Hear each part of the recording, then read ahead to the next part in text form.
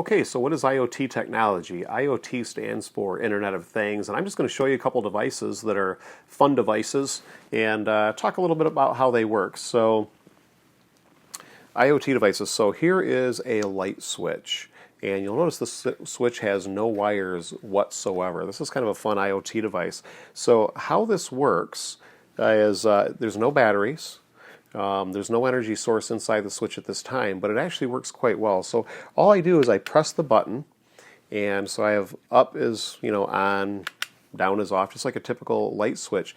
But the action of me pressing that button generates enough electrical current to sound out a code to a Wi-Fi network, pick that up, and so very inexpensive to install, no wiring, and it could be picked up by one of several devices. So perhaps this device. So this is a nice little light switch that does have a wire.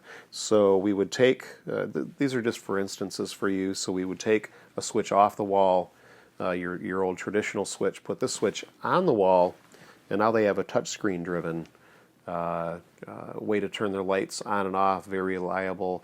This connects to the Wi-Fi network. So this guy, click, turns, which could be mounted anywhere, just laying on a desk like here, turns the light on. We basically send that through the network. We can, then another IoT device tells us when to turn this off. So I'm going to show you, or turn the light on or off.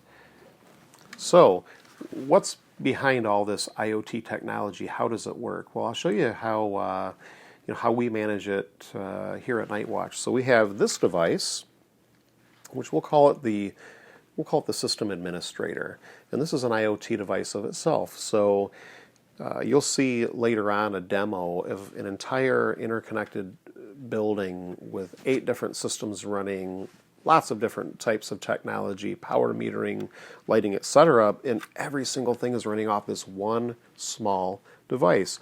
And what's very attractive about this to IT directors, CIOs, anybody that deals with cybersecurity is you'll notice on the bottom we have 2 NIC ports, which means we have a private facing and a public facing. So we're isolating traffic and not just bringing everything in on one port, which in itself is a lot more stable. This uses SSL, TLS 1.2, soon it'll be TLS 1.3, which mean a lot to your IT security people. But basically, there are thousands and thousands of different devices that we can take that will talk to this through web services, through secure connections, and then once they come to this guy, we just tell this guy, okay, well, if this guy asks to turn the light on, tell this guy to turn the light on, and if you use this as just like a standard light switch.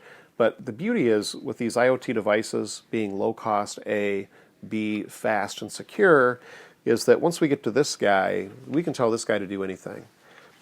If a light turns on, start the coffee maker. If a light turns on, cool a room. If a card is swiped, which will go to a different IT device, we want to light a path to someone's office, adjust the temperature, turn the lighting onto their preset settings. And all that happens very simply, very quickly, at a much lower cost. And since we're on that subject, how is this stuff lower cost? I'll just give you a good example. So a typical lighting control panel, and a lot of your facility managers know this, you're going to start at about $8,000 roughly. So you get a panel and software. Very typical to be $8,000 plus to get that big box mounted on the wall, and then you have to wire it. And then a lot of the switches are going to cost you anywhere from $75 to $150, $200 a piece. This switch here is probably going to cost about $25. It's very low cost. And there's no other infrastructure cost involved. It's going to use your existing Wi-Fi network. This device, again, a very low-cost device that can use existing infrastructure. So we're looking at very low-cost devices that communicate, and that's why it's going to be and is becoming so disruptive to the way that we manage buildings today because of just those costs. And that's not just lighting. That's heating and cooling and how we address that, how we address security. Cameras that have onboard facial analytics.